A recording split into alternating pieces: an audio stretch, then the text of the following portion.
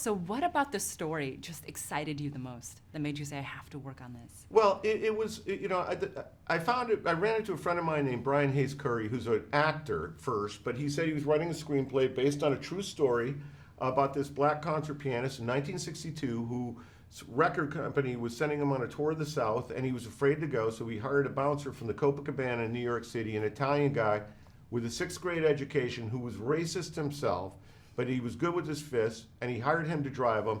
And somehow, after this trip, these guys became lifelong friends. And I was like, you're kidding me. That's a home run. What an amazing story. And he wasn't pitching me. He was just telling me. I just bumped into him. And I called him about a month later and said, can I get involved? I love this story. And so I started writing with him. And you have assembled the most amazing cast that have created such wonderful characters on screen. How was it directing Mahershala and Viggo and Linda? I would just come in. I stayed at home all day, and I just come back at the end of the day and look at the dailies and see what they did. No, it felt like that. It was a lot of tweaks. Little, you know, it wasn't like, okay, come on, let's break this down. This scene's not working. It was none of that, and I've had that. You know, like, let's rethink this, you know. These guys, we started with a really good script, but these guys, you know, when you have a good script, you hope that the actors can raise to the level that you've brought the script. That's what you're aiming for, but these guys made it above the script, and I'll tell you how. On paper, it was funny, but not as funny as it is as a movie. And it's funny as a movie not because of the jokes, but because of their performances, the subtleties, the nuances. It's when they're sitting at the table and he says, hey, I saw the album about the orphans. And he goes, orphans? He goes, yeah, the thing about the orphans sitting around the campfire.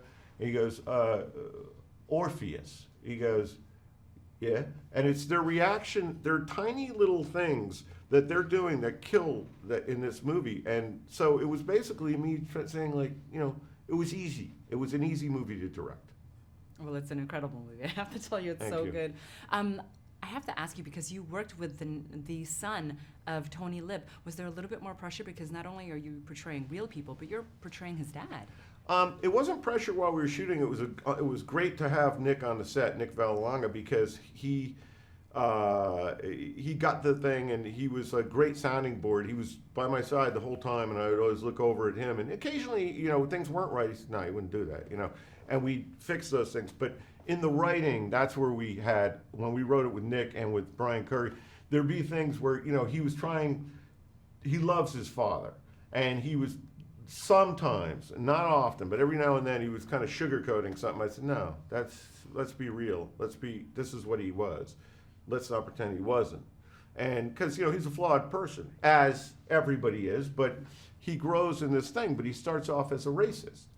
And you got to face that fact, or else you're not making a real movie. And that was the kind of things. But once we got over those hurdles, it was phenomenal having him with us. Speaking of racism, I feel as if now there's a lot of racism and discrimination and just making the headlines, and this feels as if this is the right movie for now. Can you speak to that? Yeah, it definitely resonates. I always say, like, I wish that we were looking at this movie and saying, can you believe it used to be like that 56 years ago, that there was racism in this country?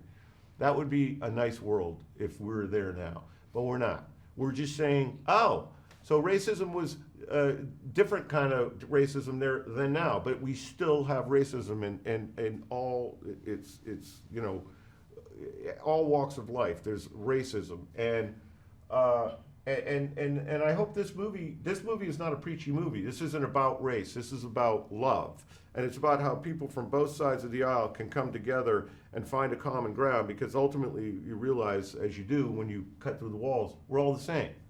And that's the message here.